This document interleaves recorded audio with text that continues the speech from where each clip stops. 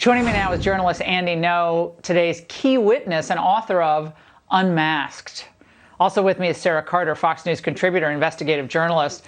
Andy, let's start with you. This group sent you to the hospital with brain bleeds, and that disgrace of a senator, Mazie Hirono, can't even muster a question to you or even a disavowal of the group? I came with low expectations already for the type of response that I would get from Democrats, but I came out disappointed still. I think at this point we're at over 67 days of daily violent protests and riots in Portland.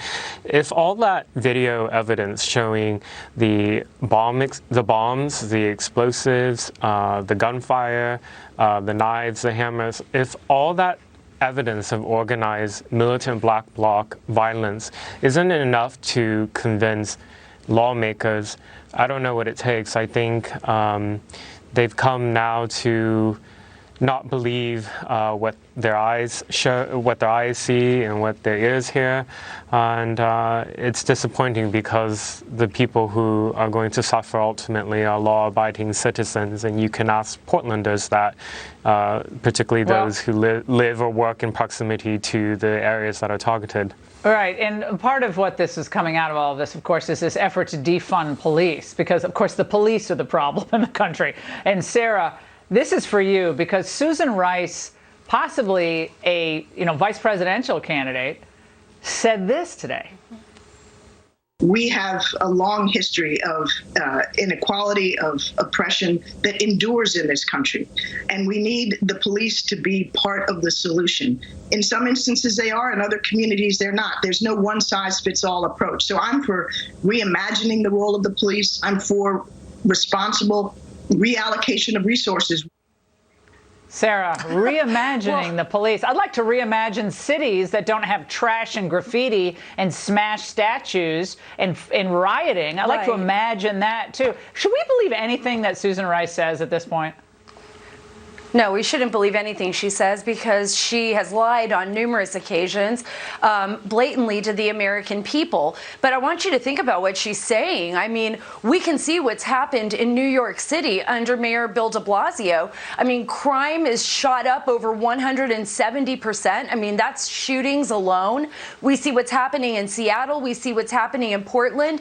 And much like her, Democrats in the Senate and in the House, Senator Ted Cruz said something very important in his opening statement. He called them cynical. Well, I think it goes beyond that, Laura. I think they're complicit. They're complicit in this behavior. And because they have this animus towards law enforcement, because they want to defund these organizations, and because they call them stormtroopers, like Nancy Pelosi said, it emboldens the rioters and it emboldens the people that are against law enforcement to target our law enforcement officials, and does put our communities at risk, especially communities in the most poverty-stricken areas, in urban areas where we see children dying and people dying every day. There needs to be solutions. The solutions are not defunding the police, though. Yeah, I think they're almost using, Andy, the rioters. They're almost the constant running mates of Democrats. They're trying to ride the energy and the chaos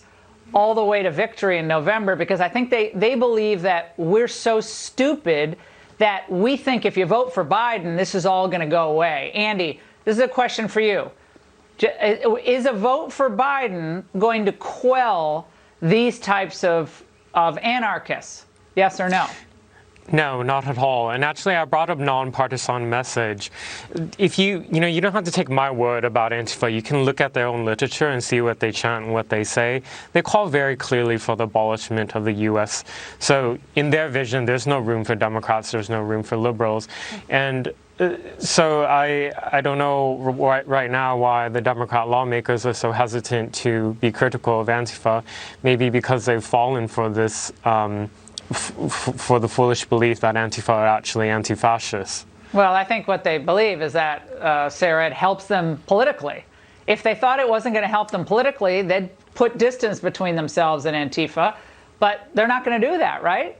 I mean, they think it's going to help them. Well, they're not You're right, Laura. They're not going to do that. But see, the issue here is not only are they not going to do that, but they're going to take this wave. They're going to try to ride this wave, and they believe that they can control this beast that they have fed, this beast that they have allowed to grow, this Marxist socialist beast that exists within their party. And what they don't realize is they just have to look at history, is that once they feed this beast and once they ride this beast up to the top, it's going to eat them. So they're done if they make this move. They're just done. Andy's right. Andy and Sarah, fascinating conversation as always. Thank you both.